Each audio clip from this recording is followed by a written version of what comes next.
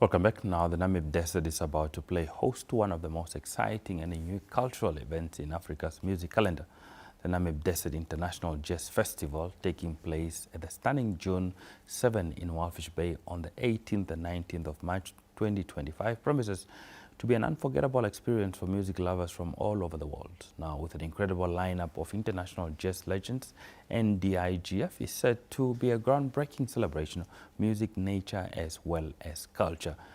Now, we're joined by the organizer this morning, that is Clarence Ford, who is also the program director. Clarence Ford, good morning, and thank you for making time to speak to us this morning.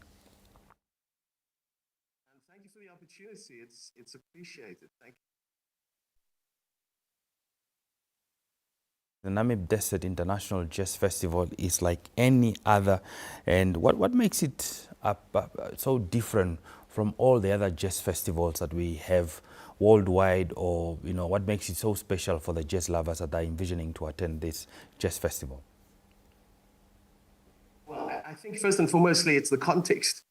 We've been working on this since 2016. We've been coming in with a jazz cruise into Walvis Bay, and we get maybe 6 hours on the Irongo coastline. And that's certainly not enough time for us to experience the pleasures of that. So we've been working on it since 2016. And unfortunately, COVID got in the way of it. And this year, for the very first time, we're not in Walvis Bay for 6 hours. We are there for 2 nights. So we have found a very beautiful amphitheater. It is about a UNESCO space. Jazz is a UNESCO genre. And we think it's a very special place in which to enjoy jazz. You said that you've been planning this since 2016. Now, the setting up at June 7 is one of the unique aspects of this festival. Let's talk about what inspired the decision to host Africa's first ever jazz festival in such a breathtaking and a remote location. I've been fortunate to be in the jazz business for a while. I'm one of the founder directors and shareholders of the North Sea Jazz Festival, Cape Town, which is now the Cape Town International Jazz Festival. So I'm well used to jazz festivals in buildings, in convention centers. But since 2005, we've been doing jazz festivals in natural spaces. I literally, on Monday, just came from a pretty big one on the Cape West Coast, Jazz on the Rocks, which is in the Cape Columbine Nature Reserve. And it's really just a special collusion of factors. There's nature, there's music, very powerful frequencies, very beautiful vibrations, lots of healing in that space. So our core business is jazz in natural spaces. And it makes perfect sense to take it into this very stunning amphitheater. June 7, it is in the Namib Desert. Indeed, a unique perspective. Now, we know that the Namib Desert International Jazz Festival obviously will feature incredible international jazz acts such as Jonathan Butler, Peter White, Ellen Trotman, and Susie Aces. Can you share more details about these exciting performances that are scheduled to take the stage? Yes, indeed. So the artists are also going to be on the ship, and the ship will arrive on the 18th.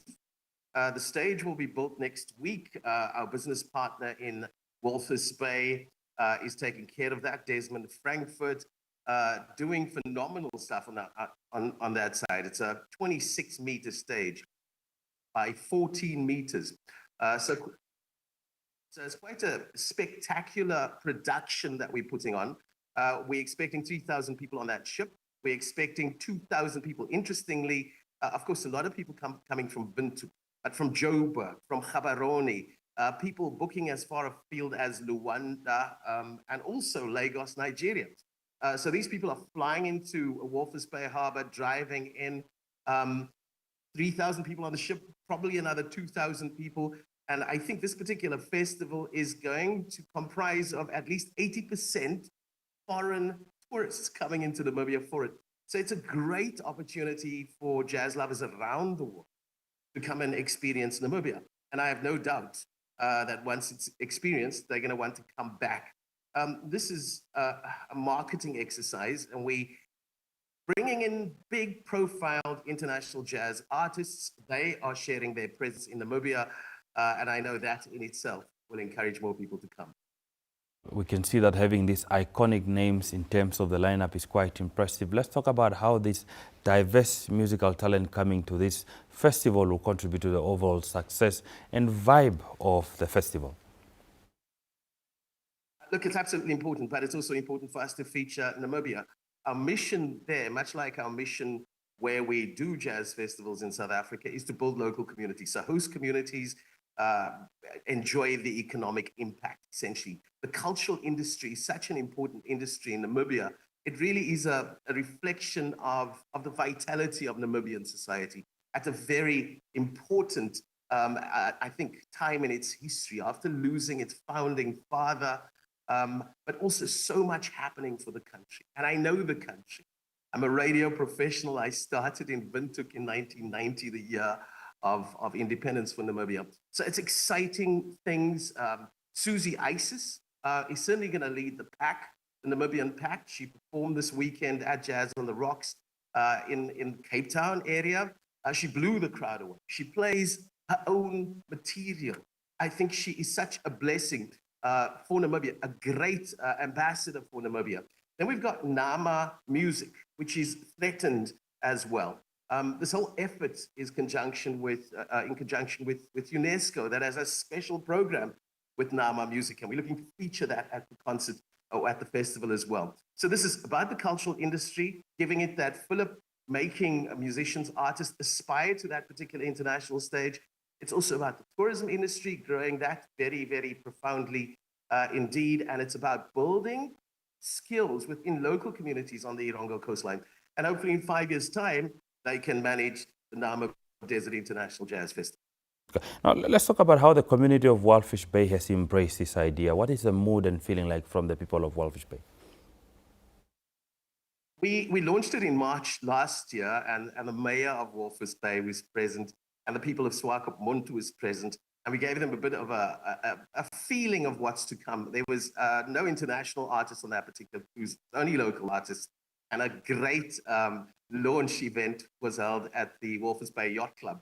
So they got a good sense of what is coming, and it's going to be great music, international artists, and a jaw. We're going to have a party in that Namib Desert Amphitheater. We're going to see the stars at night, and you know what? They're going to welcome the international guests to the Irongo coastline, and I really don't think you can get better hosts. In wrap up our conversation this morning with the event, fast approaching, how can people secure their tickets and plan their visit to this festival? What would be your advice to them for those that would want to possibly attending for the first time? Where can they get their tickets? What are some of the do's and don'ts? Okay, I think what people would notice is that the event doesn't take place on a weekend, because the event is built around the ship's arrival annually.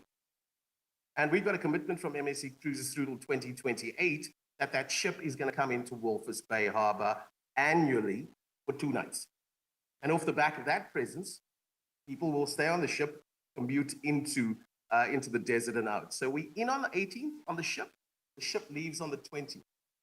If you're flying in or you're driving, you don't want to leave on the 20th on the ship. There's independence celebrations, and the rest of Namibia is already on the coastline. So we urge people to think about Irongo not on the date of the festival only. Come in the Sunday, leave the following Monday. That's about the kind of time you need to really get a sense of the beauty of that part of Namibia. Well, Clarence Ford, thank you so much for making time to speak to us, and may indeed the Namib Desert International Jazz Festival be a success. Thank you very much for the opportunity. Clarence Ford, Program Director of the Namib Desert International Jazz Festival, which is scheduled to take place at a stunning June 7 in Walvis Bay on March 18 to the 19th, promising to be an unforgettable experience for music lovers from all over the world. Now, with an incredible lineup of international jazz legends, this international festival is set to be a groundbreaking celebration of music, nature, as well as culture. Stay tuned as we continue with more conversations right here on GMN.